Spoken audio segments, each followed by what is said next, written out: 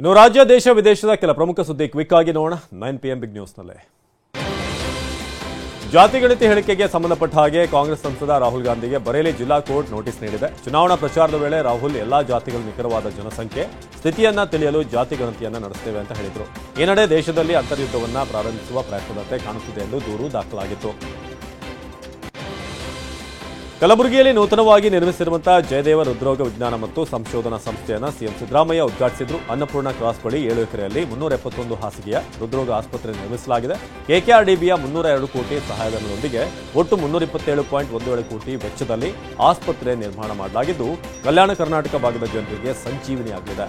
ಖಾಸಗಿ ಆಸ್ಪತ್ರೆಗಳಿಗೂ ಮೀರಿಸುವಂತಹ ಗುಣಮಟ್ಟದ ಸೇವೆ ಜನವರಿ 1, 2025ರಿಂದ ಸಾರ್ವಜನಿಕರಿಗೆ ಲಭ್ಯವಾಗಲಿದೆ. 19 ವರ್ಷದ ಯುವಕ ಓಡಿಸುತ್ತಿದ್ದ ಕಾರು ಡಿಕ್ಕಿಯಾಗಿ 4 ವರ್ಷದ ಮಗು ಮೃತಪಟ್ಟಿದೆ. ಮುಂಬೈನ ವಡಾಲಾ ಪ್ರದೇಶದಲ್ಲಿರುವಂತಹ ಅಂಬೇಡ್ಕರ್ ಕಾಲೇಜು ಬಳಿ ಅಪಘಾತ ಸಂಭವಿಸಿದೆ. ಆಯುಷ್ ಲಕ್ಷ್ಮಣ್ ಕಿನ್ವಾಡೆ ಎಂಬ ಕಾರ್ಮಿಕನ ಕುಟುಂಬ ಫುಟ್ಪಾತ್ನಲ್ಲಿ ವಾಸಿಸ್ತಾ ಇದೆ. ಪೊಲೀಸರು ಸಂದೀಪ್ ಗೋಲೆಯನ್ನ ಬಂಧಿಸಿ ತನಿಖೆ ಮುಂದುವರೆಸಿದ್ದಾರೆ. ಸಿಬ್ಬಂದಿಗೆ ಪಿಎಫ್ ಹಣ ಪಾವತಿಸದೆ ವಂಚನೆ ಆರೋಪಕ್ಕೆ ಸಂಬಂಧಪಟ್ಟ ಹಾಗೆ ಮಾಜಿ ಕ್ರಿಕೆಟಿಗ ರಾಬಿನ್ ಉತ್ತಪ್ಪ ಸ್ಪಷ್ಟನೆ ನೀಡಿದ್ದಾರೆ. ಈ ಪ್ರಕರಣದಲ್ಲಿ ನನ್ನ ಪಾತ್ರ ಇಲ್ಲ. ಆರೋಪ ಬಂದಿರುವಂತಹ ಕಂಪನಿಯ ನಿರ್ದೇಶಕನ ಸ್ಥಾನಕ್ಕೆ ಹಲವು ವರ್ಷಗಳ ಹಿಂದೆ ನಾನು ರಾಜೀನಾಮೆ ನೀಡಿದ್ದೆ ಅಂತ ಹೇಳಿದ್ದಾರೆ. ರಾಬಿನ್ ಉತ್ತಪ್ಪ ಹೆಸರಿನ ಪ್ರಾಪರ್ಟಿ ಅಥವಾ ಮನೆ ವಿಳಾಸ ಪತ್ತೆ ಮಾಡಿ ಎಪಿಎಫ್ ಅಧಿಕಾರಿಗಳು ಮತ್ತೆ ವಾರೆಂಟ್ ಜಾರಿ ಮಾಡಿದ್ದಾರೆ. ಉತ್ತರ ಪ್ರದೇಶದ ಸಂಬಲ್ ಸಮೀಕ್ಷೆ ಬಾವಿಯೊಂದು ಪತ್ತೆಯಾಗಿದೆ. ಲಕ್ಷ್ಮಣ್ಗಂಜ್ ಪ್ರದೇಶದಲ್ಲಿ 2 ಬುಲ್ಡೋಸರ್ಗಳು ಉತ್ಖನನ ನಡೆಸಿದ್ವು. ಈ ವೇಳೆ ಮೆಟ್ಟಿಲುಗಳಿರುವಂತಹ 250 ಅಡಿ ಆಳದ ಮೆಟ್ಟಿಲು ಬಾವಿ ಸಿಕ್ಕಿದೆ.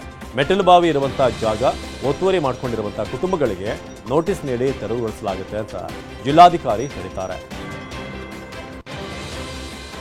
ಪಂಜಾಬ್ನ ಮೊಹಾಲಿಯಲ್ಲಿ 6 ಅಂತಸ್ತಿನ ಕಟ್ಟಡ ಕುಸಿದು ದುರಂತ ಸಂಭವಿಸಿದೆ. ಅವಶೇಷಗಳಡಿ ಸಿಲುಕಿ 2 ಸಾವನ್ನಪ್ಪಿದ್ದಾರೆ.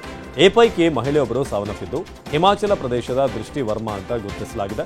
ಇನ್ನೊಬ್ಬ ಮೃತ ದುರ್ದೈವಿಯನ್ನ ಅಭಿಷೇಕ್ ಧನ್ವಾಲ್ ಅಂತ ಗುರುತಿಸಲಾಗಿದೆ. ಕಟ್ಟಡ ಕುಸಿಯುವಂತ ಎಕ್ಸ್ಕ್ಲೂಸಿವ್ ದೃಶ್ಯ TV9ಗೆ ಲಭ್ಯವಾಗಿದೆ. ಕಟ್ಟಡದ ಮಾಲೀಕರಾದ ಹರ್ವಿಂದರ್ ಸಿಂಗ್ ಹಾಗೂ ಗಗನ್ದೀಪ್ ಸಿಂಗ್ ವಿರುದ್ಧ ಪ್ರಕರಣ ದಾಖಲಾಗಿದೆ. ಮುಂಬರುವ ವಿಧಾನಸಭಾ ಚುನಾವಣೆಯಲ್ಲಿ ಗೆಲ್ಲಲು ಆಮ್ ಆದ್ಮಿ ಪಕ್ಷ ತಂತ್ರ ಹೆಣಿತಿದೆ. ಇದರ ಭಾಗವಾಗಿ ಮಹಿಳಾ ಸಮ್ಮಾನ್ ಯೋಜನೆ ಹಾಗೂ ಸಂಜೀವಿನಿ ಯೋಜನೆಗೆ ನೋಂದಣಿಯನ್ನು ನಾಳೆಯಿಂದ ಆರಂಭ ಮಾಡುವುದಾಗಿ ಅರವಿಂದ್ ಕೇಜ್ರಿವಾಲ್ ಘೋಷಣೆ ಮಾಡಿದ್ದಾರೆ. ಮಹಿಳಾ ಸಮ್ಮಾನ್ ಯೋಜನೆಯಡಿ ದೆಹಲಿಯ ಪ್ರತಿ ಮಹಿಳೆ ಮಾಸಿಕ 2100 ರೂಪಾಯಿ ಕೊಡಲಾಗುತ್ತೆ. ಕೋಲಾಪುರ್ನಲ್ಲಿ ನಡೆದಂಥ ಅಂಡರ್-19 ಮಹಿಳಾ ಏಷ್ಯಾ ಕಪ್ ಟೂರ್ನಿಯಲ್ಲಿ ಭಾರತ ತಂಡ ಚಾಂಪಿಯನ್ ಪಟ್ಟವನ್ನು ಅಲಂಕರಿಸಿದೆ. ರಣರೋಚಕ ಫೈನಲ್ ಪಂದ್ಯದಲ್ಲಿ ಬಾಂಗ್ಲಾದೇಶ ತಂಡವನ್ನು ಮಣಿಸಿ ಟೀಮ್ ಇಂಡಿಯಾ ಟ್ರೋಫಿಯನ್ನು ಎತ್ತಿ ಹಿಡಿದಿದೆ. ಟೂರ್ನಿಯಲ್ಲಿ ಅಮೋಘ ಪ್ರದರ್ಶನ ತೋರಿದಂಥ ತ್ರಿಷಾ ಅರ್ಹವಾಗಿ ಪಂದ್ಯಶ್ರೇಷ್ಠ ಮತ್ತು ಸರಣಿ ಶ್ರೇಷ್ಠ ಪ್ರಶಸ್ತಿಗಳಿಗೆ ಭಾಜನರಾದರು.